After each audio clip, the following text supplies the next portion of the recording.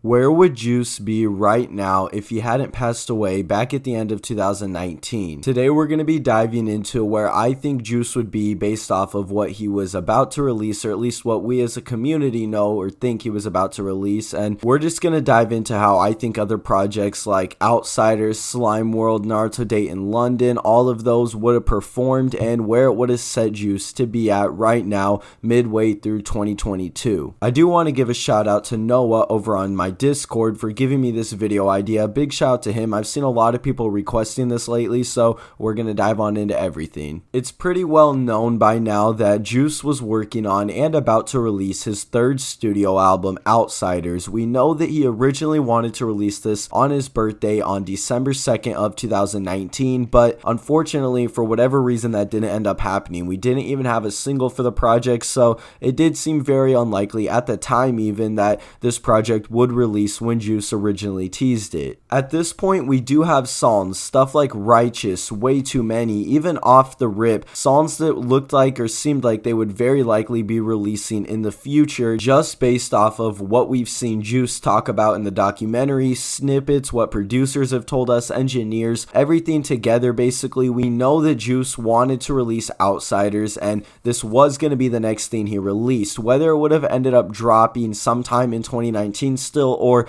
just at the beginning of 2020, we know that Juice was going to drop Outsiders and this was going to be the conclusion to the trilogy of albums Goodbye and Good Riddance, Death Race for Love, and Outsiders. Based on what Goodbye and Good Riddance and Death Race did in their first weeks, we know that Goodbye and Good Riddance did around 30k and Death Race obviously did over like 160k first week, so I think it's safe to say that Outsiders, with the proper promotion and singles going into the project, it definitely would have done anywhere from 1 to 150k units. And keep in mind that merch bundles were still a thing back then, so this definitely would have helped make the sales even higher. I think that it's just a no-brainer that Outsiders probably would have done over 100k first week, especially if you look at how successful songs like Bandit were, which was one of the last songs Juice dropped. It's still charted in the top 10 on Billboard and is literally one of Juice and YoungBoy's biggest songs to this date. I think if we would have got Outsiders in either late 2019 or early 2020,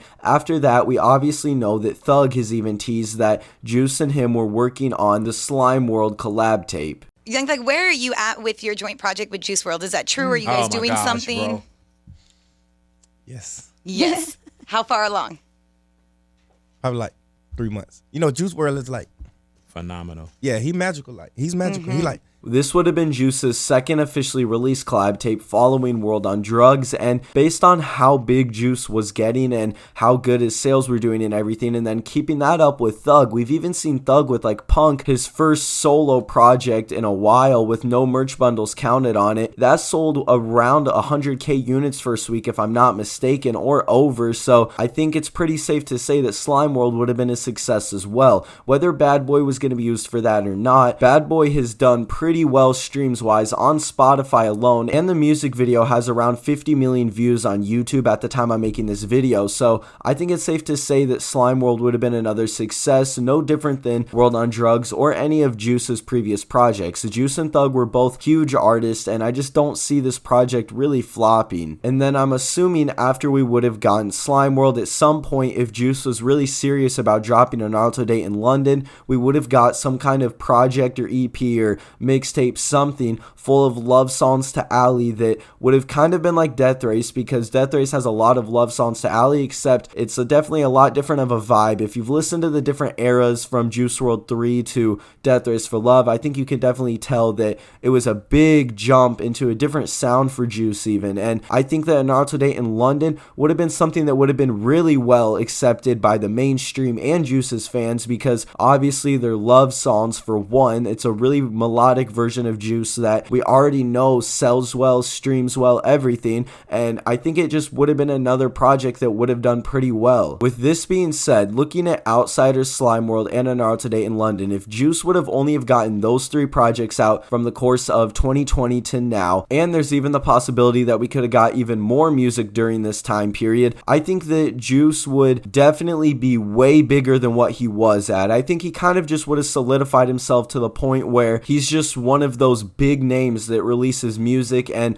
artists don't really want to drop around him. He was already getting to that point if he wasn't already there, and just based on how Juice blew up with having such melodic music that people could actually resonate with, plus he actually had a natural talent that I don't think anybody can deny. He was the freestyle king. Juice just had so many good things going for him that I don't think he would have fallen off whatsoever. I think that with everything added together between Juice's talent, the success he had already seen, the emotional attachment that people already had to him as an artist, there was just no way Juice was going to fall off. I think he just would have kept releasing music for a while and maybe ended up leaving his label to start his own or just going independent, or maybe he would have quit making music eventually. I don't really think that, just because we've obviously seen videos of Juice and we know that he made multiple songs a night. He definitely loved doing that. I don't think that it would even be a question that Juice would be just one of the biggest artists we have to this date. He's already one of the most streamed artists right now, even though he hasn't been here for a few years. So I think that even if you don't look at the posthumous effect with that, that's just more proof where Juice would be right now.